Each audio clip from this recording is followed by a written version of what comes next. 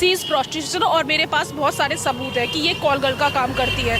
और ये अपने फ्रेंड के होटल में गए थे पार्टी करने के लिए। ये होटल रात में सो गए वहाँ पर। ये किसी लड़के के साथ आई हुई थी और वहाँ आके मेरे पति के कुछ फ़ोटो गंदे वंदे खींच लिए। सोशल मीडिया पे अभी एक केस है जो बहुत ज़्यादा वायरल हो रहा है, आपने देखा होगा, जीतू नागर जी के बारे में। एक महिला है जो उन पर आरोप लगा रही है कि धोखे से उनके साथ दुष्कर्म किया गया है। तो उस मामले में आप क्या कहना चाहेंगे? आपका नाम क्या है? मेरा नाम प्रभा नागर है। आप कैसे जानती हैं? मैं उसको, ये एक प्रोस्टिट्यूशन गर्ल है। आप अब जीतू नागर को कैसे जानती हैं? वो मेरे हस्बैंड हैं, मैं ऐसे जानती हूँ उनको। ये एक प्रोस्टिट्यूशन का काम करती है। ये मेरे हस्बैंड को एक होटल में मिली थी, मेरा हस्बैंड का होटल है था, सॉरी। और ये अपने फ्रेंड के होटल में गए थे पार्टी करने के लिए। ये होटल रात में सो गए वहाँ पर। ये किसी लड़के के साथ आई हुई थी और जो होटल का मालिक था उसके साथ इन्होंने शराब पी थी।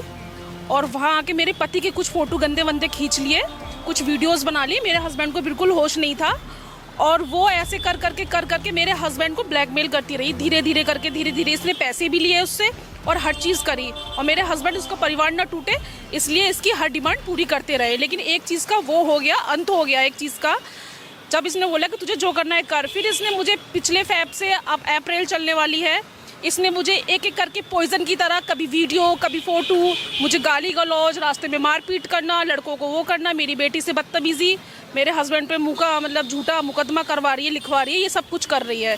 इसने अलीगढ़ के कई लड़कों को ऐसे फंसा रखा है, बहुत लड़कों ने वो दिया है इसके खिलाफ, सब इसके अपोजिट हैं। और इसने, इनका नाम क्या है? इसका नाम मधु है।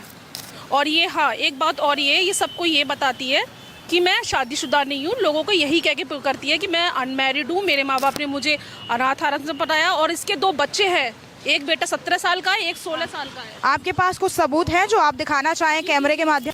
आप एक बार दिखाइएगा कैमरे की तरफ। मैं आपको ये दिखाती हूँ। ये होटल का एग्रीमेंट है। इसने बोला था 2024 में मेरे पति के साथ हुआ। ये एग्रीमेंट 2022 का है। सिर्फ 1 साल का एग्रीमेंट होता है। पहला झूठ यहाँ पर इसका। और दूसरा बात, इसने बोला है कि मेरी पति टैक्सी करके गई थी। टैक्सी में फैमिली जाती है। ये टैक्सी में 4 लोगों के साथ गई थी।